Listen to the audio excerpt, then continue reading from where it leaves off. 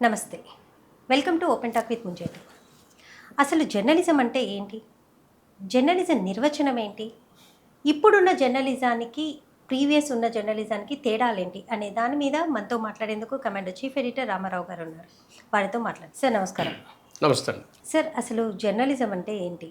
ఈ జర్నలిజానికి పూర్తి నిర్వచనం ఏంటి? ఎందుకు అడుగుతున్నాను ఈ క్వశ్చన్ అంటే, ఎందుకంటే ఇప్పుడున్న జర్నలిస్టులు అందరూ మెయిన్ స్ట్రీమ్ నుంచి బయటకు వచ్చేసారు. సో మెయిన్ స్ట్రీమ్ నుంచి బయటకు వచ్చేసి సొంతంగా ఛానల్స్ పెట్టుకోవడము, సొంతంగా అనాలిసిస్ చేయడము, ఇలా మాట్లాడడం అన్నీ జరుగుతున్నాయి. కానీ ఇప్పుడున్న జర్నలిస్టులు కొంతమంది ఒకరి మీద ఒకరు బురద జల్లుకుంటున్నారు. ఎగ్జాంపుల్స్ రాములమ్మ, తులసి చందు. ఒకరి మీద ఒకరు మాట్లాడుకోవడం, ఒకరి మీద ఒకరు ఆరోపణలు చేసుకోవడం ఎలా అయిపోయిందంటే ప్రతిపక్ష పార్టీలాగా అయిపోయాయి. వీళ్ళ మీద అండ్ జర్నలిజం మీద మీ అనాలిసిస్ ఏంటి సార్? నిజమండి. యాక్చువల్గా వాట్సాప్ ఉన్న ప్రతి ఒక్కరు జర్నలిస్టేనండి. ఎందుకంటే వాట్సాప్లో ఈరోజు ఏం చేస్తున్నాం, కొన్ని ఇష్యూస్ని మనమే టైప్ చేస్తున్నాం, స్టేటస్ పెడుతున్నాం, మనం ఆలోచనలు షేర్ చేసుకుంటున్నాం. అది కొంతమంది ఫ్రెండ్స్ని పెడుతున్నారు, ఫ్రెండ్స్ షేర్ చేస్తున్నారు, ఫ్రెండ్స్ చూస్తున్నారు. ఓకే, కొన్ని నీతి వాక్యాలు పెట్టుకుంటున్నాం, కొన్ని సామాజిక అంశాలు పెట్టుకుంటున్నాం, రాజకీయ అంశాలు పెట్టుకుంటున్నాం స్టేటస్లో. అలా స్టేటస్లో పెట్టుకుని ప్రతి ఒక్కరూ ఆ జర్నలిజం బ్రెయిన్తోనే ఉన్నారనుకోవాలి మనం. ఇంకో దరిద్రం ఏంటంటే కొంతమంది అదే స్టేటస్లో ఎవరైనా తిట్టాలనుకున్నా అందులో పెట్టుకుంటున్నారు. ఇది ఇంకొక కోణం. అలాగే మన జర్నలిస్టులు, యాక్టివ్గా ఉన్న జర్నలిస్టులు కూడా ఇదే ధోరణి కనిపిస్తుంది మీరు చెప్తున్న ఉదాహరణ బట్టి. ఇప్పుడు మెయిన్ స్ట్రీమ్ జర్నలిస్టుల్లో ఏమవుతుందంటే, ఛానల్ కావచ్చు, ప్రింట్ మీడియా కావచ్చు, ఎలక్ట్రానిక్ మీడియా రెండిట్లు కావచ్చు, అక్కడ స్క్రూటింగ్ చేసే సీనియర్స్ ఉంటారు, ఎడిటర్స్ ఉంటారు, న్యూస్ రీడర్స్ ఉంటారు, ఇంకా చాలామంది ఉంటారు వీళ్ళ మీద. సో వాళ్ళ తప్పుల్ని సరిదిద్దుతారు, కరెక్షన్ చేస్తారు. రిలీజ్ అయ్యేటప్పటికి అది ఒక మంచి మెటీరియల్ బయటకు వస్తుంది. ఇక్కడ వీళ్ళే యూట్యూబ్ జర్నలిస్ట్ అవుతున్నప్పుడు గతంలో వీళ్ళ ఐటమ్స్ అని వడపోసి బయటకు వచ్చేవి. ఇప్పుడు వడపోసే వాళ్ళు లేరు కనుక అవి డైరెక్ట్ బయటకు వస్తున్నాయి. సో అది ఎలా పడితే అలాగ వస్తున్నాయి. వీళ్ళ మీద స్క్రూటింగ్ లేదు కదా. స్క్రూటింగ్ ఎవరు? ప్రేక్షకులు. మన కంటెంట్ ఏది బాగుంది అనేది మనం చూడాలి. ఇప్పుడు స్క్రూటింగ్ అనేది జనాలకు వచ్చేసింది, వ్యూవర్స్కి వచ్చేసింది. ఆ వ్యూవర్స్లో కూడాను అందరం కలిసి ఒక దగ్గర ఉండం కదా. సో వాళ్ళని ఇష్టపడే వాళ్ళు కొంతమంది, వాళ్ళని తిట్టే వాళ్ళు కొంతమంది ఉంటారు. అన్నిటికంటే మిక్సింగ్ ఏంటంటే యూట్యూబ్ జర్నలిస్టులు చాలామంది పాపం వాళ్ళు 1000 ప్రయాసాలకు వచ్చి ఒక ఛానల్ పెడతారు, సమయానికి కేటాయిస్తారు, వాళ్ళ వ్యూస్ని వాళ్ళు షేర్ చేస్తారు మనలాగే. అంతవరకు బాగానే ఉంది. ఆ కంటెంట్ని ఇష్టపడే వాళ్ళు చూస్తారు, ఇష్టపడిన వాళ్ళు చూడరు, లేదంటే వైరల్ అవుతుంది. కొన్ని చూసాం, ఎన్నో సామాజిక అంశాలు వైరల్ అవుతుంటుంటాయి, ఎన్నో నీతి వాక్యాలు పెద్దగా వింటారు, చూస్తారు, పెద్దగా వైరల్ కావు. సరే, మనం చెప్పాల్సింది మనం చెప్పేశాం. ఇప్పుడు మీరు చెప్తున్న ఇద్దరు జర్నలిస్టులు పాపం వాళ్ళు సీనియర్సే, ఒకప్పుడు మెయిన్ స్ట్రీమ్లో పనిచేసిన జర్నలిస్ట్ అని మనకు తెలుసు. మరి వీళ్ళ మధ్య ఎందుకు ఈ కొట్లాట? అసలు ఎక్కడ మొదలైందో కూడా అర్థం కావట్లేదు. అసలు అవసరం ఏంటండి? ఇప్పుడు వీళ్ళ ఫాలోవర్స్ అవి చూసి ఫాలో అవ్వరు కదా. వీళ్ళ ఫాలోవర్స్ ఏంటి, అంతవరకు వాళ్ళు ఏం కంటెంట్ ఇచ్చారు, ఆ కంటెంట్లో నాణ్యత ఏంటి, ఎంత ఇన్స్పైర్ అయ్యారు, ఎంత మంచి కంటెంట్ సొసైటీకి మనకు అందజేశారు అనే దాని మీద వాళ్ళకి ఫాలోవర్స్ ఉన్నారు. ఈ కొత్త ఫాలోవర్స్ అయితే వీళ్ళ ఇంకో కామెంట్ తిట్టడం వల్ల వచ్చేవాళ్ళు ఉండరు కదా. సో ఈ ఇద్దరు మధ్య పర్సనల్ వివాదం ఏమైందో మనకైతే తెలియదు, కానీ మనం బాధపడుతున్నాం. సింపుల్గా చెప్పాలంటే, ఒక ఇద్దరు మహిళా జర్నలిస్టులు ఇలా రోడ్డు మీద కొలాయి దగ్గర నీళ్ళ కోసం కొట్టుకునేలాగా ఒక గయ్యాలతనంతో ఇలాగా మెయిన్ స్ట్రీమ్ అంటే మెయిన్ ఛానల్లో ప్రజల వీక్షల్లో రావడం అనేది కరెక్ట్ కాదండి. సార్ అసలు జర్నలిజం అంటే ఏంటి సార్? అసలు యాజ్ ఎ జర్నలిస్ట్గా ఆయన డ్యూటీ ఏంటి? ఎందుకంటే గవర్నమెంట్ ఏదైనా తప్పు చేస్తే నిలదీసే వాళ్ళే జర్నలిజం అని అంటారు, కానీ ఇక్కడ అది కనిపించట్లేదు. జర్నలిజానికి పూర్తి నిర్వచనం ఏంటి? ఇప్పుడు మీరు ఒక పేపర్ చూడండి, ఈరోజు పేపర్ ఫ్రంట్ పేజీలు ఏముంటాయి? ప్రాపంచిక అంశాలన్నీ దాంట్లో ఉంటాయి.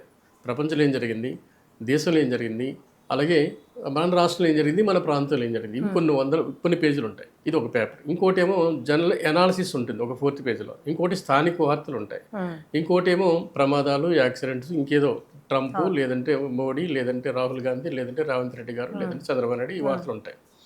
ఇవన్నీ కలిస్తే దీన్ని చారవేసే జర్నలిస్ట్ ఎక్కడో ఉన్న వార్తల్ని మెయిన్ స్ట్రీమ్ ద్వారా ప్రేక్షకుడు ఏం చేస్తారంటే అతనికి ఇవేమీ తెలియదు, చెప్పకపోతే ఏమీ తెలియదు, కాబట్టి అతను తెలియజేసేదే జర్నలిజం అండి. అలాగే అతనికి ఎక్కువ బిజీ ఉంటాడు కనుక తన వృత్తిలో కావచ్చు, తన పనిలో కావచ్చు బిజీగా ఉంటాడు కనుక మంచి చెడులు అనాలిసిస్ చేసే ఒక జర్నలిస్ట్ ఉంటారు. ఆ కంటెంట్ కూడా అతనికి షేర్ అవుతుంది. ఓహో ఇదా కరెక్టా అంటుంది. ఇప్పుడు చూడండి, కాక్రోచ్ మీద రకరకాల అనాలిసిస్ వస్తున్నాయి. ఇందులో ఉగ్రవాదులు చొరబడ్డారని ఒక అనాలిసిస్ వస్తుంది. ఇవన్నీ తెలియకుండానే మన పిల్లలు కొట్టేశారా అని కొంతమంది అనుకుంటారు. నిజమా? అంత ఘోరం జరిగిపోయిందా? ఇందులో కొంతమంది వేరే శక్తులు వచ్చి దూరాయా? ఇది ఎవరు చేస్తారు? ఎనాలిసిస్లు చేస్తారు. ఈ ప్రేక్షకుడికి ఇవేవి తెలియదు. సో అతను చేరవేయాల్సిన వార్తల్ని అతను చేరవేస్తాడు. అలాగే మీ ఇంట్లో ఒక యంగ్ మ్యాన్ ఉన్నాడు, క్రికెట్ అంటే ఇష్టం, ఆ క్రికెట్ వార్తలు చేరవేస్తారు. ఇది జర్నలిజం అంటే వార్తని ప్రేక్షకుడి దగ్గర తీసుకురావడం అనేది జర్నలిజం. అలాగే వార్తల్ని అనలైజ్ చేసి ప్రేక్షకుడి దగ్గర తీసుకురావడమే జర్నలిజం. కానీ మిమ్మల్ని తిట్టడం లేదు నన్ను మీరు తిట్టడం జర్నలిజం కాదు కదా. అదే కనపడుతుంది ఎక్కువగా కదా. సో మన బాధ ఏంటంటే ఇక్కడ వీళ్ళిద్దరి విషయంలో ఉన్న మహిళా జర్నలిస్టే తక్కువ ఈ పురుషాధిక్యత సొసైటీలో. వచ్చిన వాళ్ళని వచ్చినట్టుగా ఉండనివ్వరు. ఏమండి, వాళ్ళకి రకరకాల కామెంట్స్ చేస్తారు పురుష సమాజం. ఎంకరేజ్ చేసిందే తక్కువ. వాళ్ళు ఏదో జర్నలిజం మీద ప్రేమ కొద్దీ, అభిమానం కొద్దీ, లేదు సొసైటీకి ఏదో సర్వీస్ చేద్దామన్న ఒక భావన కొద్దీ కొంతమంది ముందుకు వచ్చి ఇట్లాంటి ఛానల్స్ పెట్టుకుంటున్నప్పుడు తోటి మహిళా జర్నలిస్టులు వాళ్ళని వ్యతిరేకించకూడదు. ఏదో లోపట ఏమైనా ఉన్నా సరే సర్దిద్దుకోవాలి, లేదంటే కామ్గా ఉండాలి, స్క్రీన్ మీద రాకూడదు. ఇట్లా స్క్రీన్ మీద ఎందుకు రాకూడదంటే ఇప్పుడు ఒక ఆమె కంటెంట్ ఇంకొక ఆమె నచ్చలేదు, ఆమెకు చూసి ఏమి చేయలేదు కదా, ప్రేక్షకుల కోసం చేశారు. ప్రేక్షకులకు తెలుస్తుంది నచ్చుతుందా నచ్చలేదండి. ప్రేక్షకులు చాలామంది ఉంటారు, కింద కామెంట్స్ వస్తాయి నచ్చకపోతే, లేదు ఇంకోరు ఎక్కడో చేస్తారు, వ్యూవర్స్ తగ్గిపోతారు, లేదు మంచి కంటెంట్ అని తెలిసిపోతుంది, నువ్వు చెప్పదలుచుకుంది లేదు మరీ ఘోరంగా ఉంటే కేసులు వెళ్తాయి, కేసులు పెడతారు, సిటిజన్ పెడతాడు, గవర్నమెంట్ పెడుతుంది. ఇవన్నింటినీ భరించి ఒక ఛానల్ రన్ చేస్తున్న వాళ్ళు తోటి వాళ్ళు తిట్టడం వల్ల వచ్చే ప్రయోజనం ఏంటి ఆ ఛానల్కి కానీ వాళ్ళకి కానీ? అంటే ఇదంతా వాళ్ళని క్రెడిబిలిటీ పెంచుకోవడానికా, వాళ్ళ ఛానల్లో వ్యూవర్స్ పెంచుకోవడానికా?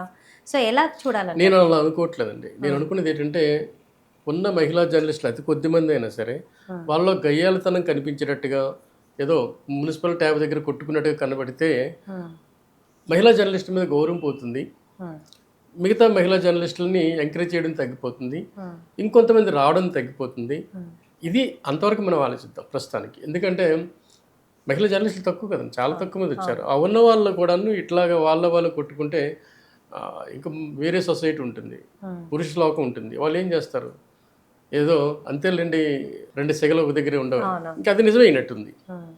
సరే, ఒకప్పుడు వార్తలు అనేది ఒక దూరదర్శన్లో ఒక 1/2 అవర్ అలా వచ్చేది, 7 to 7:30 ఆ టైంలో. కానీ ఇప్పుడు ఒక వార్త టోటల్ మెయిన్ స్ట్రీమ్తో కలుపుకుంటే సోషల్ మీడియాలో ప్రతి ఒక్కరు ఒకటే వార్తని రిపీటెడ్గా వాళ్ళ సొంతంగా చెప్పుకుంటూ వస్తూ ఉంటారు. అంటే ఈ రకమైన ధోరణి కరెక్ట్ అంటారా?